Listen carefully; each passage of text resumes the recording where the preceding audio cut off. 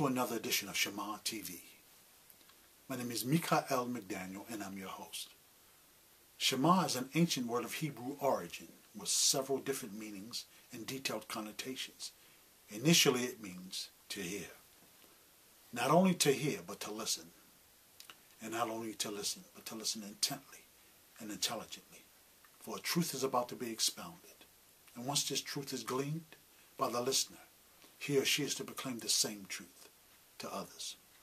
This program seeks this lofty goal to inform a people and to ready a people for the second coming of the Messiah.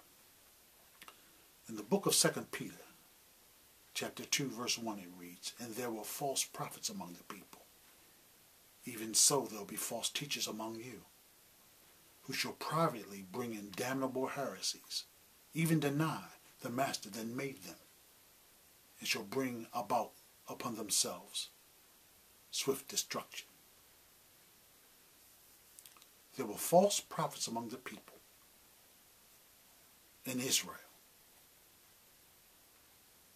And up to the time of the Talmudim, or better known to the world as the disciples of the Messiah, there will be false teachers among you who shall privately bring in damnable heresies. Now, privately means secretly, craftily. They will insert these heresies into the biblical language, into the delivery, through the interpretations. They will even deny the master that brought them. How? They will deny his words. They will twist his words. They will alter their meaning and bring about upon themselves swift destruction. The Almighty is not slack in his promises as humans call slackness, but is long-suffering. And long-suffering, that you'll come to your senses. In the book of Yirmiyahu, better known to the world as Jeremiah, in the 9th chapter, the 3rd verse, it reads, "And they will bend," the false prophets and teachers, "and they will bend their tongues like bows," the same type of a bow that you shoot an arrow with. They will bend their tongue like bows for lies, but they are not valiant for the truth on earth. For they proceed from evil to evil, and they know not me, said the Almighty. They will bend their tongues. They will twist their tongues. Tongues which you speak with. They will bend their tongues. They will twist their tongues for lies. But they're not valiant for the truth. They won't stand up for the truth. They're not bold for the truth. They won't speak the truth even though they know it's the truth. They're not valiant for truth on earth. This is a vast indictment. Because the words say on earth. They're not valiant for the truth. On earth.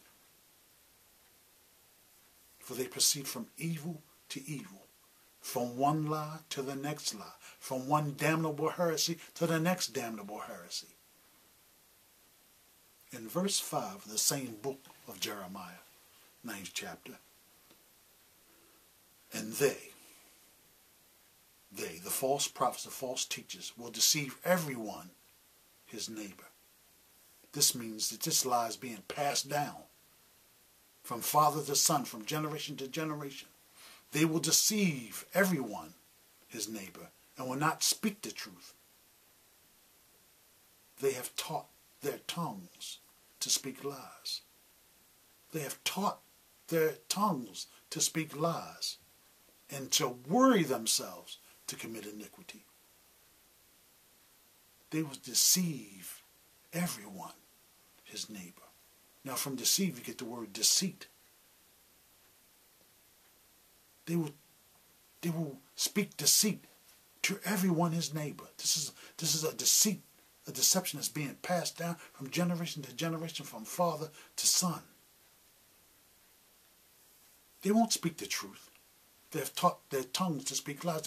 This lie, this heresy has been taught to people, have been taught to these false prophets and false teachers who call themselves holy men. They have taught lies to themselves who teach to the people. And they worry themselves to commit iniquity. How is this? They worry themselves. They work in overtime. They work in overtime because it's profitable. It's profitable. They worry themselves to make money. They worry themselves to make merchandise of the people through this deception. Through this deception.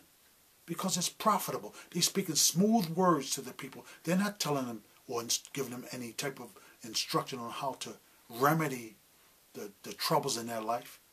How to live before their Maker.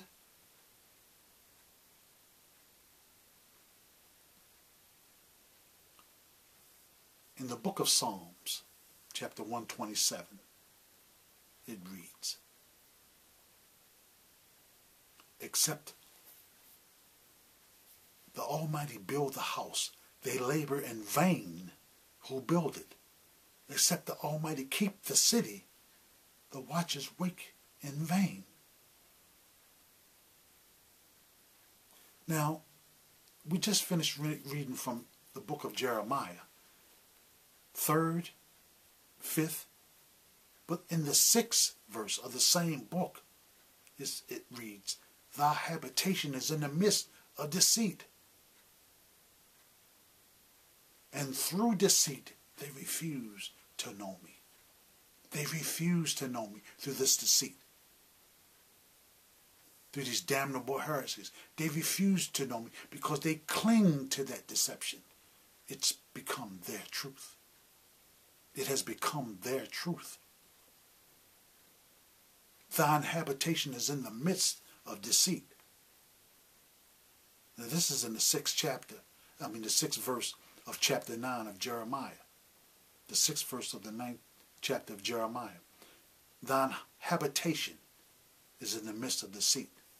That word habitation means house.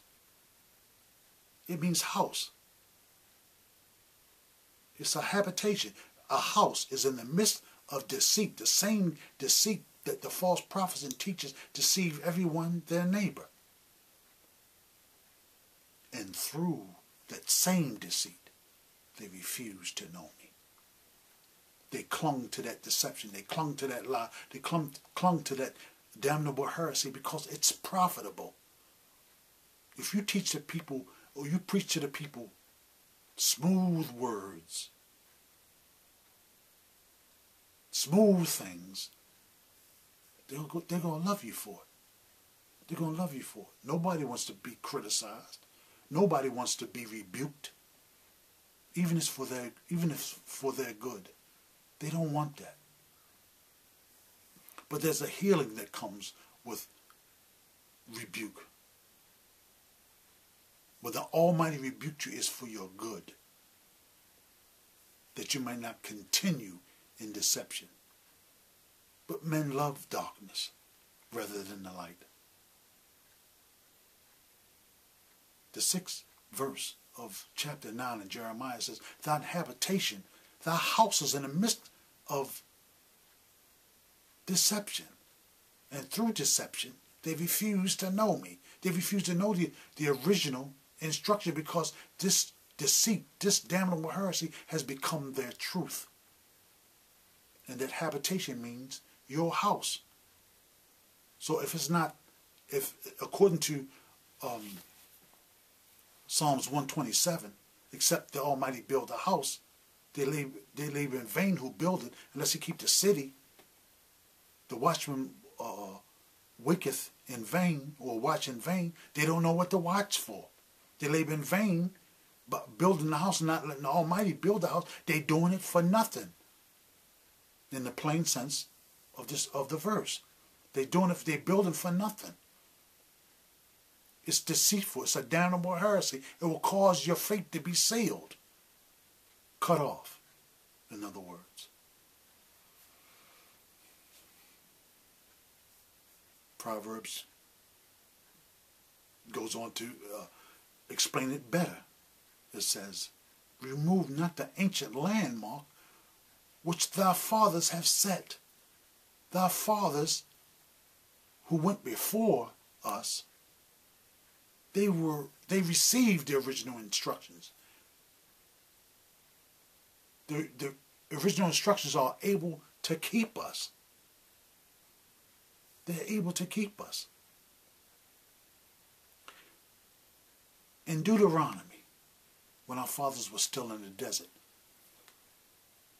chapter 27 and 18, it says, "Cursed be he that maketh the blind to wander out of the way."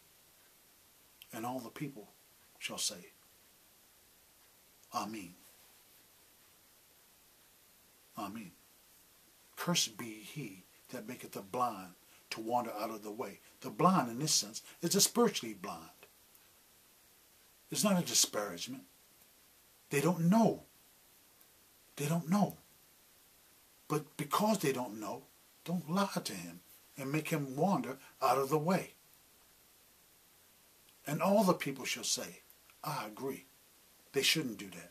That's what you get. That's where you get the Amen. I agree. But Proverbs 23 takes it even further.